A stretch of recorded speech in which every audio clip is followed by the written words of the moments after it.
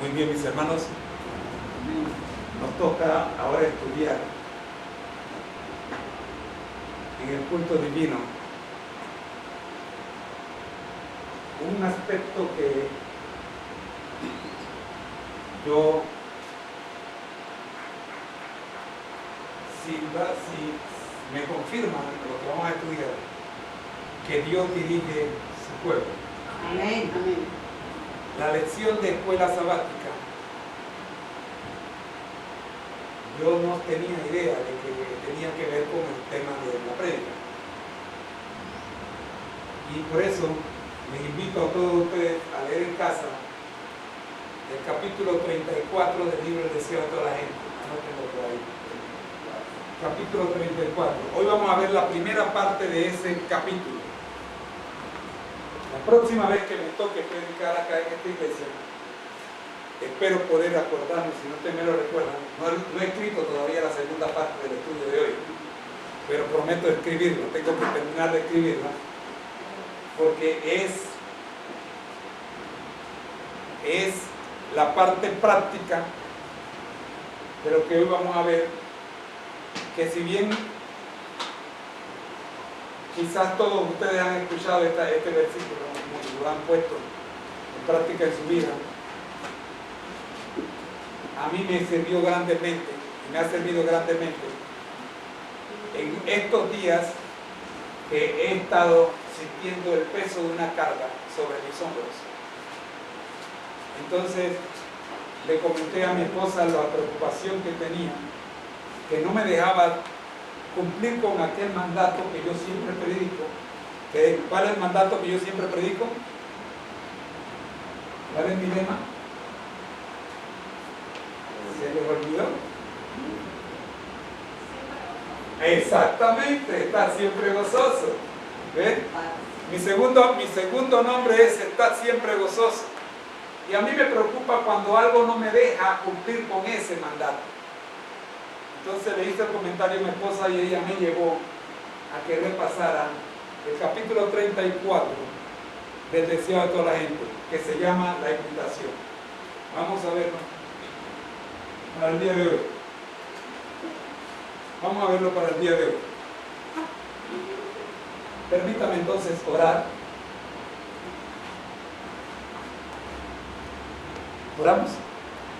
Nuestro Dios que está en el cielo, gracias te damos, Señor, por regalarnos este espacio en el que podemos estudiar su palabra. Oramos confiados, oh Dios, de que su Espíritu Santo está con nosotros guiándonos y que las palabras que vamos a pronunciar no son nuestras, sino son suyas. Por Jesús. Amén. Amén. La invitación, primera parte. Si hay una primera parte, entonces hay una segunda parte. Si hay una segunda parte, habrá una tercera parte. Generalmente mis sermones tienen tres partes. En la primera parte quiero llamar la atención que esta es la colección del Espíritu de Profecía escrito por Elena G. de White en el deseo de toda la gente, y ustedes pueden encontrar en cualquier parte del internet. Usted pone colección del Espíritu de Profecía y le va a salir todos los libros de Elena G. de White. ¿Ven? Hay una que se llama Biblioteca Electrónica. Y esa es la más famosa, la biblioteca electrónica. Pero también puede visitar nuestra página, la personal de nosotros, que es Conéctate a Jesús, pero escuche bien, conéctateajesús.es.tl. Conéctateajesús.es.tl. En esa página, Conéctate a Jesús, están todos los 14 sermones del pastor Carlos Muñoz, descubriendo el Apocalipsis. Yo tengo los 14 sermones. Hay otras páginas que lo tienen, pero no están los 14. Otros que publicaron también, pero no están los 14. Falta uno. En la mía están los 14. Si tiene problema para entrar en la página, es porque es gratuita. Insista. Y cuando es gratuita, los servidores no están protegidos, así que a veces se vuelve problemático entrar. Bien, avanzamos. El bosquejo de nuestro estudio de hoy está dividido en tres partes. Los temas importantes son los escribas y rabinos contra Jesús y las acciones de Jesús. Ahí vamos a ver qué era lo que los escribas decían que tenías que hacer cuando estabas cargado de problemas, qué los rabinos te decían. Y vamos a ver qué Jesús enseñó que debemos hacer. Seguidamente, el hermano mayor. ¿Se acuerdan esta mañana que hablé del hermano mayor? Amén. El hermano mayor de nuestra familia humana. No estamos hablando del hermano mayor de la familia celestial. Estamos hablando del hermano mayor de la familia humana. Amén. ¿Será que hay un hermano mayor aún dentro de la familia humana? ¿Verdad? Amén.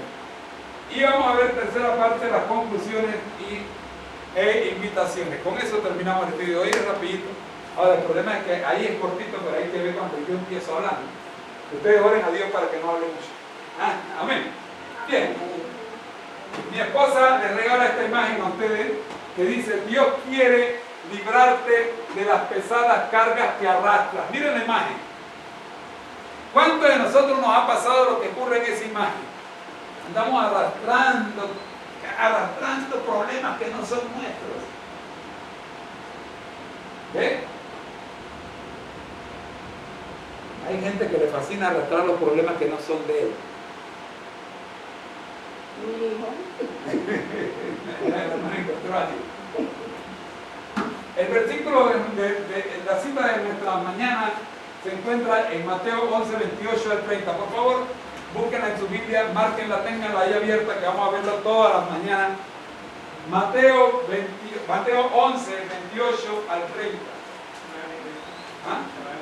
Sí, la voy a leer. Pero la van a leer de la Biblia. ¿Tienen el 50 abierto?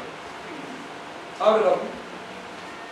Vamos a ver esta cita primero antes de meternos a hablar de ella un poquito. Vamos a leer nada más. Y a ver qué ustedes ven en la cita.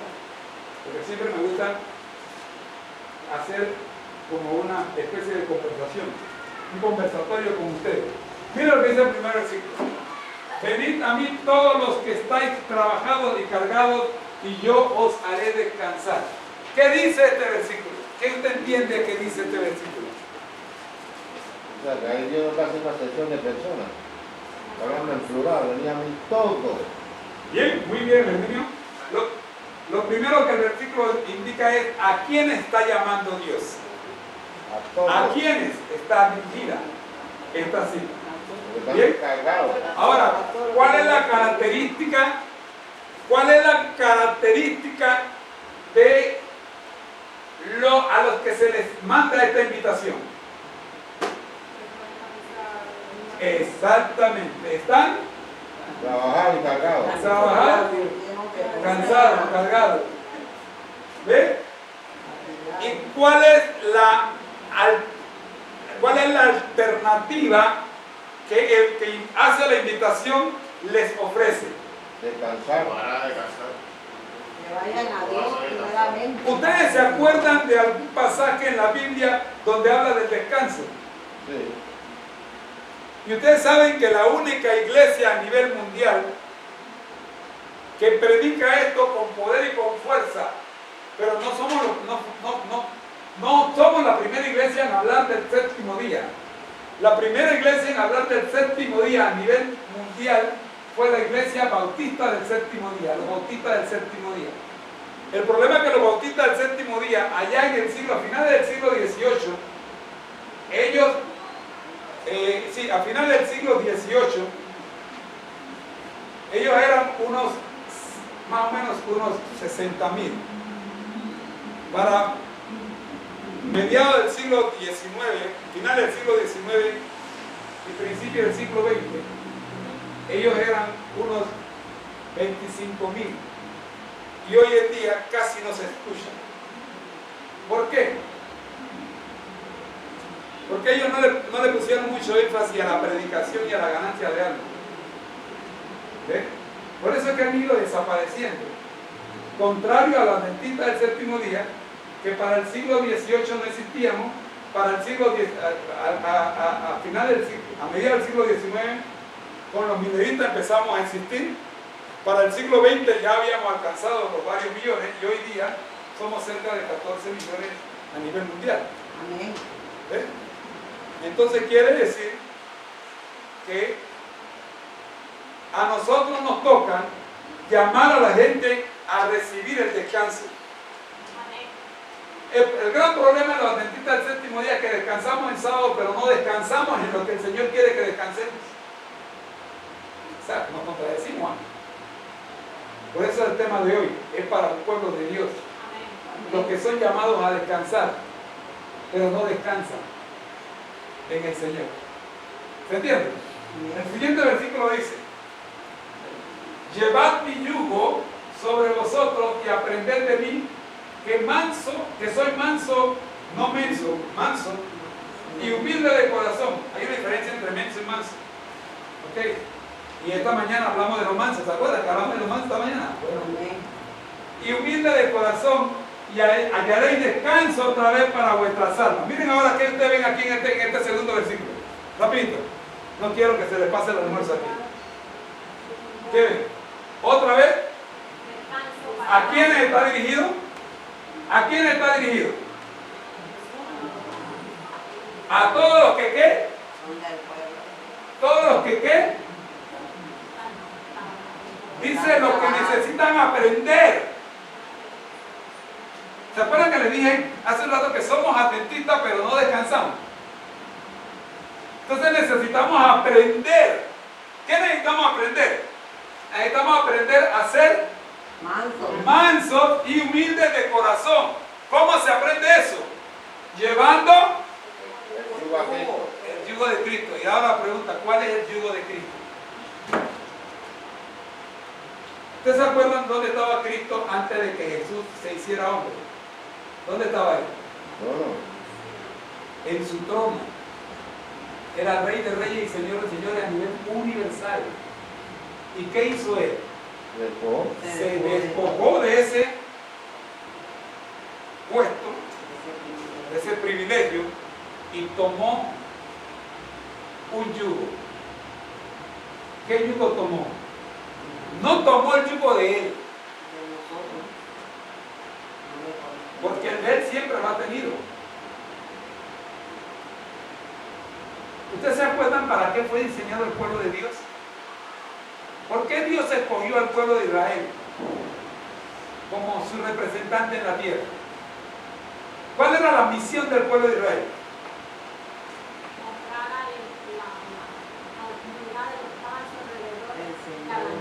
Eso, hermana, este lo he dicho. La misión del pueblo de Israel era ser el hermano mayor. Ser el hermano que condujera a las demás naciones a los pies de Cristo. Amén. Mostrándole cuál era el privilegio de pertenecer al pueblo de Dios. Amén. Esa es la segunda parte de este estudio. Le he dado esta introducción para que se animen a llamarme otra vez para ver la segunda parte. Amén. ¿Qué les parece? Hoy vamos a ver la primera parte. Avanzamos. Vamos al último versículo, el 30.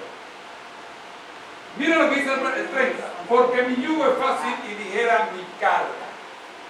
También es parte de la segunda parte de este estudio. Hoy nos vamos a quedar en el versículo 28. Vamos al PowerPoint. Aquí. La lectura bíblica dice, atrás, miren la lectura bíblica que dice. Sí, tengo un paso para atrás, un paso para atrás. Para atrás. Antes de volver. Aquí está. Miren lo que dice la lectura bíblica. Venid a mí todos los que estéis trabajados y cargados, que yo os haré descansar. Este pedacito es lo que vamos a ver hoy. ¿Ok? Pero ya les dije nosotros dos para motivarlos. ¿Ok? Avanzamos. Estas palabras de consuelo fueron dirigidas a la multitud que seguía a Jesús. ¿Quién las habló?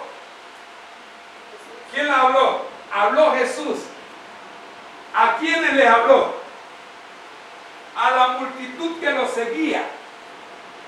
Mire, hermano, hay mucha gente siguiendo a Jesús. Por eso se dice multitud. Pero no todo el que sigue a Jesús, Herminio, no todo el que sigue a Jesús, en verdad, sigue a Jesús.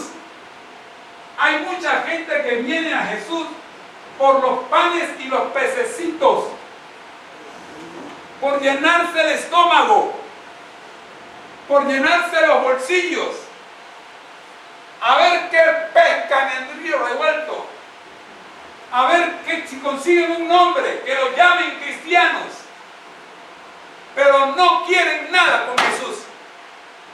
¿No? Esa era la condición de la multitud que seguía a Jesús. Miren lo que sigue diciendo la cita. El Salvador había dicho que únicamente por él podían los hombres recibir el conocimiento de Dios. ¿Únicamente por medio de quién? De Cristo. De Cristo.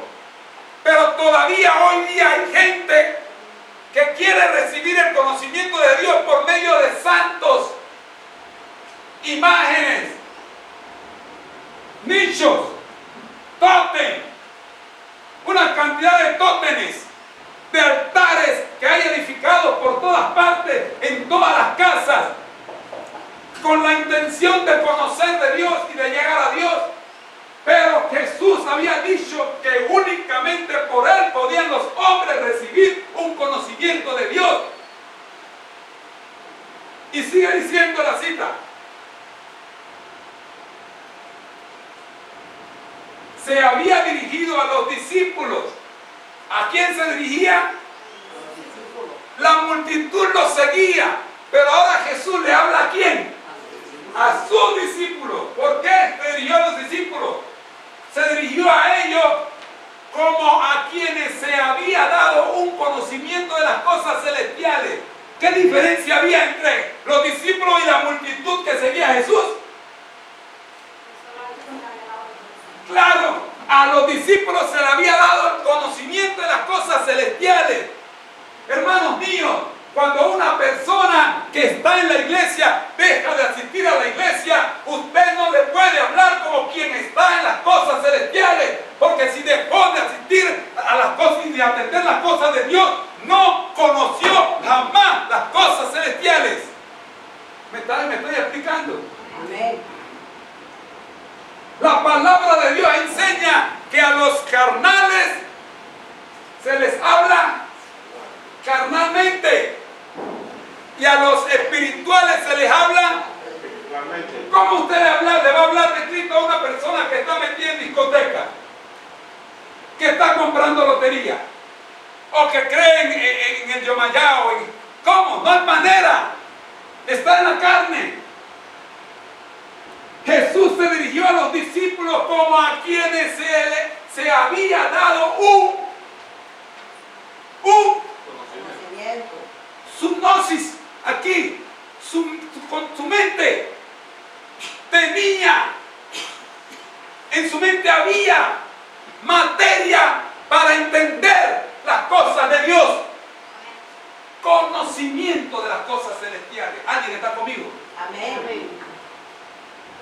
Por más que usted vaya a visitar a una persona, yo he estado por más de, creo que tengo 20, 25 años de estar visitando a un hermano de iglesia que abandonó la iglesia para seguir a la flor del espíritu de oración esta que anda en las tardes en la televisión. Gloria al Espíritu Santo. Esa, la flor de los... Y anda detrás de esa flor y anda. Y no hay manera de que el hermano regrese, hermano. No hay manera de que regrese. ¿Sabe por qué? ¿Entienden ustedes por qué? Porque mientras que estuvo siguiendo a Jesús, era parte de la multitud y no de los discípulos. ¿Aló? ¿Alguien está conmigo? Amén. La hermana me captó. No todo el que está siguiendo a Jesús es de Jesús. Tarde o temprano, el que se casó por, ¿cómo se llama? Por conveniencia, termina cansándose de esa relación. ¿Por qué? Porque no se casó por amor. Lo mismo ocurre en la iglesia. El que vino a la iglesia con la esperanza de aquí a aquí me voy a llenar los bolsillos, el que no ocurre así, termina, hermano, viendo que todos los vecinos están prosperando y él no. ¿Aló? Amén. ¿Me están captando? Amén. Lo primero que hace el que se cansa de seguir, de seguir a Jesús es dejar de diezmar.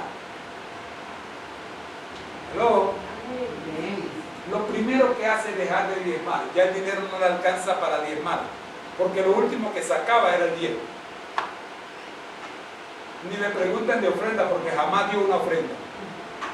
¿Estamos captando? Amén. Espero que estemos captando. Pero no había dejado que nadie se sintiese privado de su cuidado y amor. Escuche bien esta parte. Jesús conocía cada persona que estaba en la multitud. Jesús conocía la situación de cada seguidor. Aunque fuese por interés o no, Él sabía por qué lo seguía. Jesús dice, no había dejado, atrás por favor. Jesús no había dejado que nadie se sintiese privado de su cuidado y amor.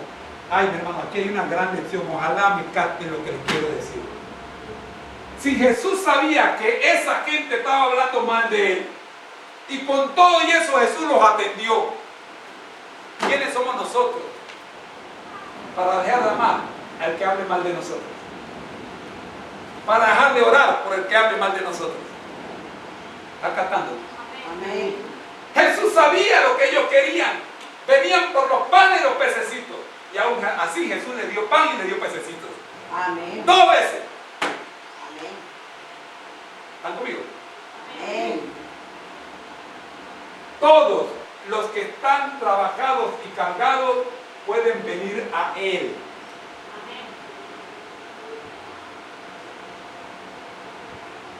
Ahora mi pregunta es, ¿será que Dios permite que sientas esa carga y que pases por ese problema para obligarte a venir a Él?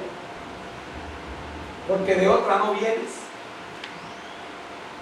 Mire, hermano, le voy a decir una cosa. Si usted anuncia, hermano, bueno, se me olvidó tu nombre. Ricardo. Es que siempre estoy peleando con el mío. Hermano Ricardo, usted anuncia, usted que trabaja en este sistema cancelario, usted anuncia que se van a regalar, ¿cómo se llama eso? Eso que da el presidente. Indultos. Si usted se para un buen día en la entrada del penal y usted anuncia el día sábado 30 de febrero. Sí, el día sábado 30 de febrero a las 5 de la mañana el director del sistema parcelario me ha autorizado para anunciar que va a estar regalando un indulto a los primeros 100 detenidos que lleguen a este puesto. Pregunta, hermano, ¿usted cree que alguien va a perder la oportunidad de llegar? Madruga. Alguien. Todo el mundo va a trabajar. Pero ninguno se va a dar cuenta que no existe el 30 de febrero. ¿Me están captando? Porque tienen la mente en la recompensa. Y por eso no he escuchado que tal recompensa no puede existir, porque no existe esa fecha.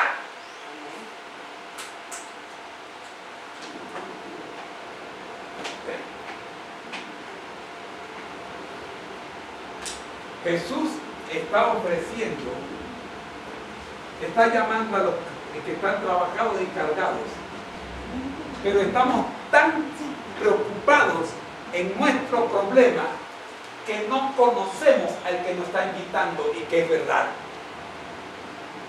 No lo creemos. Que alguien me saque a mí de mi problema, que alguien me libere de esta. Una vez un detenido estaba segurito que él iba a ser condenado. Convencido estaba que él iba a ser condenado. Todas las pruebas apuntaban que él iba a ser condenado. Y cuando regresó al penal me dice: pastor, me dieron libertad, me voy para mi casa. Voy a recoger sus cosas nada más. Y tú regresaste a recoger tus cosas, lárgate aquí, ¿qué pasa aquí? No lo dejamos en paz. Él regresó y que a buscarlo, pues, una televisión chiquita esa que tenían, y una estufita. ¡Ey! Porque es que ellos hacen su vida en la cárcel. Y hacen, y tienen propiedad y cosas. Él regresó a buscar lo suyo, dice, ya no lo dejamos entrar. No lo dejamos entrar. ¿Eh? Porque él no se estaba dando cuenta que él era libre. Así hay gente. Jesús te está llamando para darte la libertad, pero tú estás más preocupado por lo que tienes, por las miserias que tienes. Y no te das cuenta que te están dando libertad. ¿Estás cantando? Entonces dígame. Avanzamos.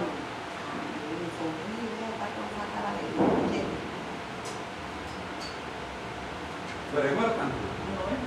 Yo soy la que quiero. Nada más que presiona avanza mucho. No te vayas a un punto nuevo.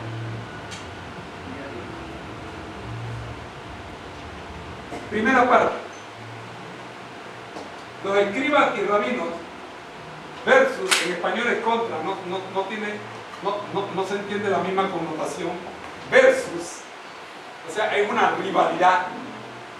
Los escribas y los rabinos contra Jesús, versus Jesús. ¿Ven? Hay una pelea. ¿Quién manda a quién? ¿Quién manda? ¿Quién sabe más? ¿Los escribas y los rabinos o Jesús? Vamos a ver qué ocurría aquí. ¿Qué hacían los escribas y los rabinos en contraste con lo que Jesús enseñaba? Miren lo que los escribas y los rabinos enseñaban. Los escribas y rabinos, con su escrupulosa atención a la forma religiosa, ¿qué enseñaban ellos? Una religión de forma. Una religión de rituales. A mí me preocupa grandemente cuando nosotros nos preocupamos más en cómo la gente viene vestida a la iglesia, en que vengan a la iglesia. ¿Aló? Hermano. Y esta hermana viene vestida así. Hermano, deje que la hermana venga vestida como ella bien puede. Y si usted quiere que ella venga vestida, mejor cómprenle la ropa. ¿Aló? Me van a llamar Eve y de todo lo demás, pero nosotros lo hicimos, teníamos 30 muchachitos, la mayoría eran mujeres, que tuvimos que llevarlas al almacén a comprar ropa. Y no queríamos que ella, y cuando las niñas llegaron al almacén decían, ay, ya no me puedo comprar estas tiritas porque ahora soy de Cristo. Amén. Amén. Si usted tiene un problema con las formas religiosas, póngase la mano en el corazón, una en el corazón y otra en el bolsillo, y ayude a esta persona que no cumple con su forma religiosa. Los rabinos y los escribas tenían mucha preocupación por la forma religiosa. ¿Saben que ellos tenían 600 mandamientos? Es más, el sábado usted no podía caminar más de 50 metros. Porque si usted caminaba 51 metros, ese metro adicional era trabajo. Y el sábado no se podía trabajar. Hasta allá llegaban las formas religiosas de los escribas y fariseos. Sentían una falta que los ritos de penitencia no podían nunca satisfacer. Con todos sus ritos se daban cuenta que no resolvían sus problemas. Yo veo tanta gente que dice, ay, el hermano no vino a la iglesia, pero no vas a la casa a ver si es que el hermano no tiene trabajo. Y como no tiene trabajo, no tiene pasaje para venir a la iglesia. ¿Qué te parece? No ha comido, varios días no ha comido. Pero tú quieres que el hermano cumpla con el ritual de venir a la iglesia. ¿Qué gana viniendo a la iglesia y tiene hambre? ¿Aló? ¿Me estás cantando? Avanzamos. Miremos ahora cómo trabaja Jesús. Ya vimos cómo trabajan los fariseos y los escribas. Algunos de nosotros somos fariseos y escribas, ¿verdad que sí? Algunos de nosotros ocupamos esa posición muchas veces. Tenemos la lengua de... Jesús dice, Jesús miraba a los angustiados de corazón y de corazón cargado. Salto acá. Y los invitaba a todos a hallar descanso en Él. Amén. Los que estaban en esta condición, ¿cuál era la condición?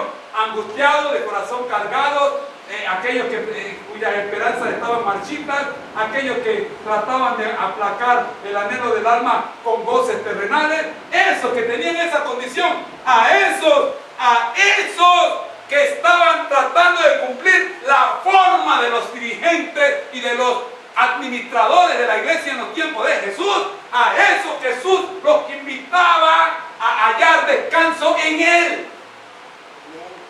No están luchando por guardar el sábado. No, hermano.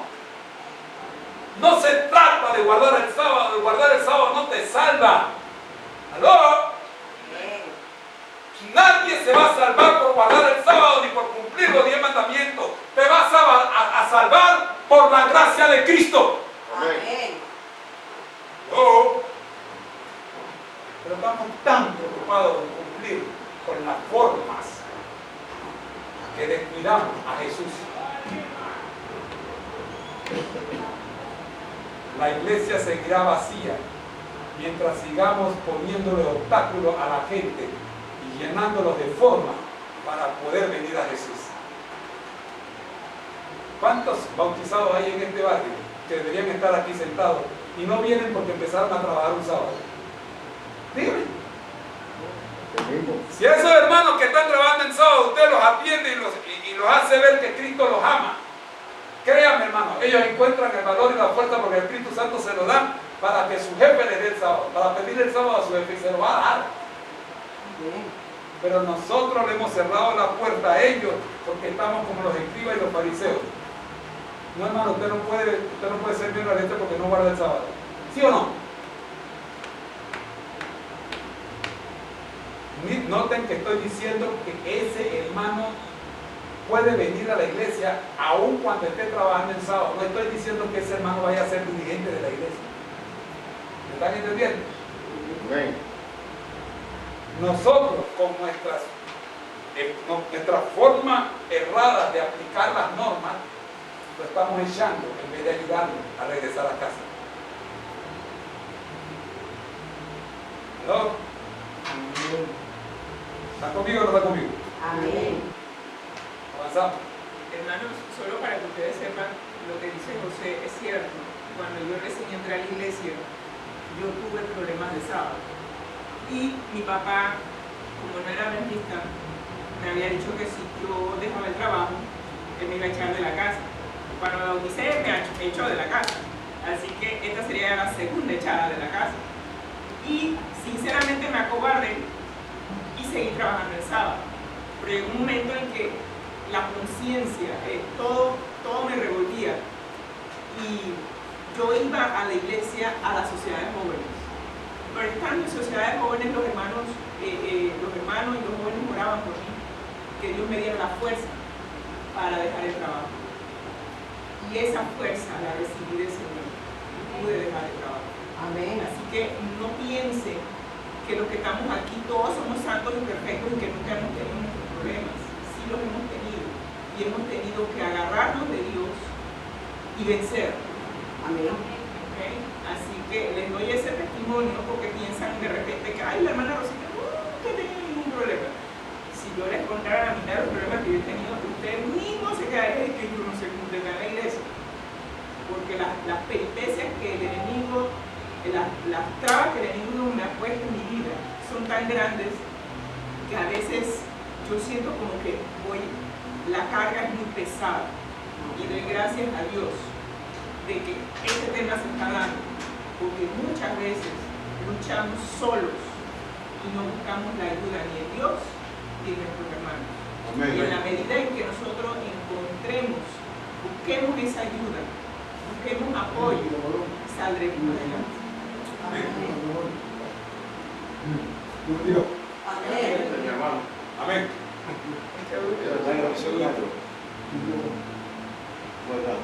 Ya la iglesia evangélica. Amén. Estamos- Amén. Amén. Dios te bendiga. Dios te bendiga. Mira, hermano mío, El concepto que queremos llamar la atención, y que Jesús quiere llamar la atención aquí, es que Jesús no está buscando perfectos. Jesús está buscando gente que están angustiados, cuyo corazón está cargado, gente que tiene las esperanzas marchitadas, que ya no saben a dónde acudir, gente que están aplacando su alma, buscando complacer al mundo, porque alguien les dijo que si tú haces esto o esto otro. Una vez un interno en la cárcel me dijo que a él le dijeron que si él le pagaba $3,000 a un abogado, ese abogado conseguía que él saliera libre y estaba contentísimo.